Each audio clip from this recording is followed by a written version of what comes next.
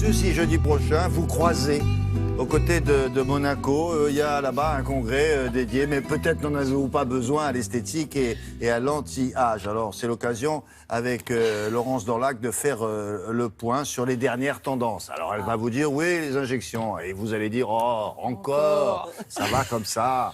Oui, mais alors là, il paraît que celles-là, elles sont originales. Pourquoi? Parce qu'ils piquent là où on ne s'attend pas. Et là, on a peur. Non, parce que piquer, on dit. Peur. Non, mais là, habituellement, les joues, des choses comme ça, quoi. Alors, première petite et grosse évolution, pour ne pas dire révolution, c'est que déjà, ça se voit beaucoup moins. Ce sont les Français qui ont amené ça. On appelle aussi la French Touch. Ces techniques faites par des médecins français qui visent à ne pas faire trop grosses les pommettes, pas du tout grosses les bouches, etc. Oui, c'est possible. Et c'est aussi une demande pas sur typiquement... toutes les actrices françaises, alors. Oui, mais c'est quand même une demande typiquement française. Qu'est-ce qui s'est passé ces dernières années? Il s'est passé qu'on a su travailler ce brouet de molécules qui permet de reconstituer ce qui nous manque dans la peau, notamment l'acide hyaluronique. Et ce brouet, on a réussi à le rendre de moins en moins dense. Car vous le savez, on en a parlé, ce sont les années d'hypercomblement qui ont lancé tout ça. Les années où on avait besoin pour les malades du sida, qui se creusaient énormément. Il fallait des textures très gel, très denses. Un petit mot jargon. Ça existait un peu avant quand même. Non, pour les années SIDA, on a vraiment développé cette technique d'acide hyaluronique, l'un des constituants de la peau, qu'on travaillait en gel un peu dense, de l'ordre de 10 000 particules micronisées dans du gel. On arrive maintenant à 50 fois moins dense, on arrive à du 500 000 petites particules qui sont micronisées. Ça veut dire qu'on passe de quelque chose qui est un peu dense, comme de la confiture, à quelque chose qui est fluide, comme du gel douche. C'est vrai que vous avez des tronches de peau. Non, mais et cette fluidité, elle permet d'aller chercher des zones étonnantes. Regardez, première zone étonnante, regardez le nez. Le nez hyaluronique, ça existe. Il n'y a plus de chirurgie, on ne perd pas de sang, il n'y a pas de scalpel.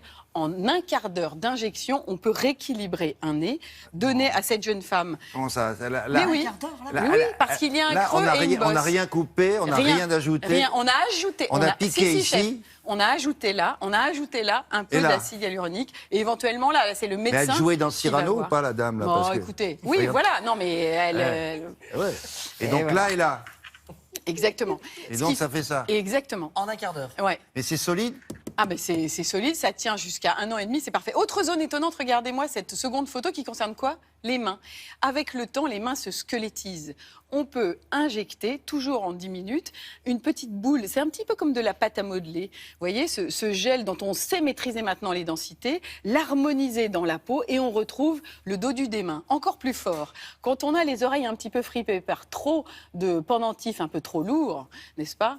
Eh bien, on peut réharmoniser. Bon, il y a des femmes qui font des fixettes un peu bizarres. Je reconnais que là, c'est épiphénoménal, mais quand même, on peut le faire, réharmoniser. C'est une dose d'acide hyaluronique. Voilà, un petit reste, voilà, comme on peut faire des toutes petites choses pour hydrater. Et la texture, alors quand on touche, on sent qu'il y a un gel dedans? Non, on ne sent rien. Et la dame, quand elle appuie sur son nez, ça lui fait... On ne sent rien et ça ne bouge pas, ça reste fixe. Et la quatrième chose... C'est comme un cartilage, on lui fabrique un cartilage, vous comprenez? Non, ça n'a rien à voir, c'est un peu de pâte à modeler qui vient rééquilibrer le creux qu'il y avait. C'est plus proche de la pâte à modeler qui va se tenir dans les tissus. Et la quatrième chose, pour pouvoir parler de mon reportage, c'est ça.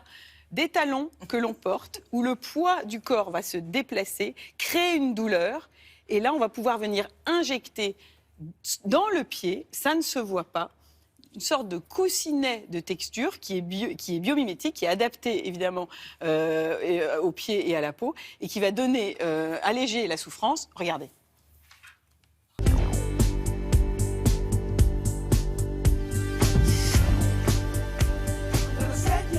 Le footlifting est une technique nouvelle en médecine esthétique qui nous vient des États-Unis, qui consiste à déposer un peu d'acide hyaluronique au niveau des coussinets de l'avant-pied pour soulager le port de talon haut. La problématique des douleurs liées au port de talon haut s'explique assez simplement. La marche normale, la marche physiologique ne se fait pas naturellement avec des talons hauts. Lorsque une personne marche, elle commence à poser son talon sur le sol, puis elle bascule sur le bord latéral du pied l'ensemble du poids pour finalement projeter le corps en avant grâce à l'avant-pied et notamment au gros orteil. Et dans le port de talon haut, le cycle de la marche est totalement perturbé puisque l'avant-pied doit supporter pour 4 cm de talon par exemple le double du poids qu'il supporterait en étant à plat.